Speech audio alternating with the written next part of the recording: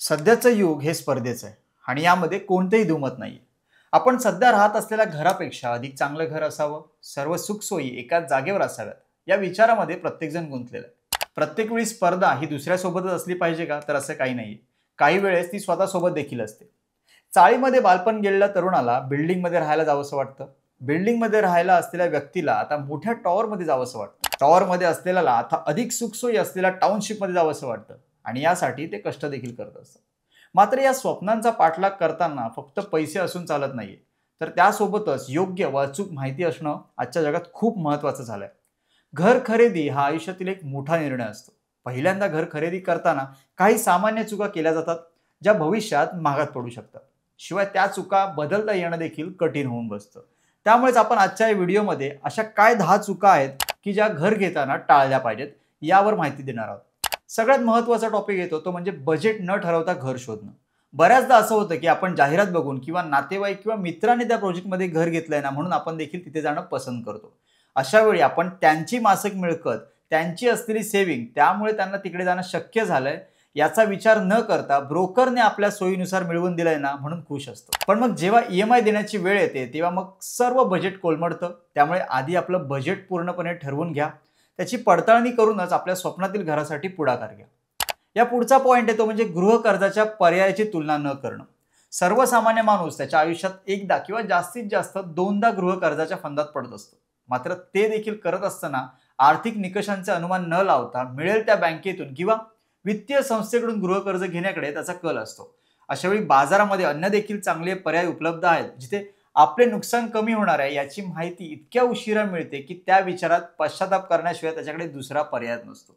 शिवाय आपण घेतलेल्या घर किंवा प्रॉपर्टीच्या किमतीपेक्षा व्याजदर, प्रोसेसिंग फी, कर्जाचा कालावधी आणि अटी शर्ती जेव्हा समोर येतात तेव्हा त्याला आपला निर्णय चुकला की काय असा विचार सातत्याने त्रास देत राहतो. त्यामुळे सर्व माहिती घेऊनच आपल्या कर्जाची फाईल पुढे करा. या पुढचा पॉइंट आहे लोकेशन नीट विचारात न घेणं. केवळ कमी किमतीमध्ये मिळतंय ना म्हणून लोकेशनची निवड करणं आणि नंतर वाहतूक, शाळा, दवाखाने आणि बाजारपेठेच्या गैरसोयीमुळे त्रास होणं हा प्रकार आता 70% लोकांच्या बाबतीत होताना दिसतोय. ऑफिस किंवा व्यवसायाच्या ठिकाणापासून घर किती लांब आहे, आपल्याला नेहमी ये-जा करण्यासाठी त्या ठिकाणी काय सार्वजनिक वाहतूक सुविधा आहे, ट्रॅफिकच्या समस्येची काय स्थिती आहे, परिसरातील मूलभूत सुविधा जसे की रस्ते, पाणी पुरवठा, वीज, सार्वजनिक वाहतूक, सुरक्षेची स्थिती, या सगळ्याची माहिती प्राथमिकतेने घेणे खूप गरजेचं आहे. नाहीतर असेल त्या समस्येला सामोरे जाण्याची तयारी करावी लागेल. या पुढचा पॉइंट आहे बांधकाम गुणवत्ता आणि दस्तावेज न तपासणं. बऱ्याचदा लोक घर घेत असताना समोरच्याच्या सांगण्यावर अंधविश्वास ठेवताना दिसतात. त्यामुळे त्या व्यक्तीने सांगितलेल्या गोष्टी जेव्हा पूर्ण झालेल्या नसतात तेव्हा त्या नात्यामध्ये देखील दुरावा आल्याचे निदर्शनास येते. बिल्डर किंवा एजंटच्या सांगण्यावर विश्वास ठेवणं आणि प्रत्यक्ष बांधकामाची तपासणी न करणं हे अंगलट येऊ शकतं. यावर तोडगा असा की घराच्या भिंती, वीज व पाणी पुरवठा, पार्किंग आणि अन्य सुविधा स्वतः तपासण्यावर प्राधान्य द्या. सगळ्यात महत्त्वाचं म्हणजे बिल्डर रेरा नोंदणीकृत आहे का हे तपासणं सध्या महत्त्वाचं बनलंय. आता अनेक जणांसाठी कदाचित हा शब्द नवीन असेलही, पण जेव्हा तुम्ही घर घेण्याच्या तयारीला लागाल तेव्हा तुमची या शब्दाची गाठ पडू शकते. रेरा हा एक प्रकारचा कायदा आहे ज्याची जनहितासाठी नियमावली आहे. काही बिल्डर रेरा कायद्याचे पालन करत नाहीत, त्यामुळे ग्राहकांची फसवणूक होऊ शकते. तुमचे हक्काचे घर मिळण्यास विलंब लागू शकतो. त्यामुळे रेरा वेबसाईटवर जाऊन तुम्ही घेत असलेल्या प्रकल्पाची नोंदणी आणि प्रगती नक्की तपासा. आपल्या महाराष्ट्रासाठी maharera.mahaonlinegovernment.in या संकेतस्थळाचा वापर नक्की करा. या पुढचा पॉइंट आहे केवळ डाऊन पेमेंट आणि गृह कर्जाच्या EMIचा विचार करणं. 90% लोक घर घेतल्यानंतर या समस्येमधून जाताना दिसतात. ते म्हणजे केवळ गृह कर्जाचा मासिक हप्ता बघून निर्णय घेणं आणि इतर खर्च दुर्लक्षित करणं. सध्या आपण जे आयुष्य जगत आहोत त्यामध्ये आरोग्य, शिक्षण, प्रवास व बचत असे अनेक खर्च हे प्राथमिकतेमध्ये मोडतात.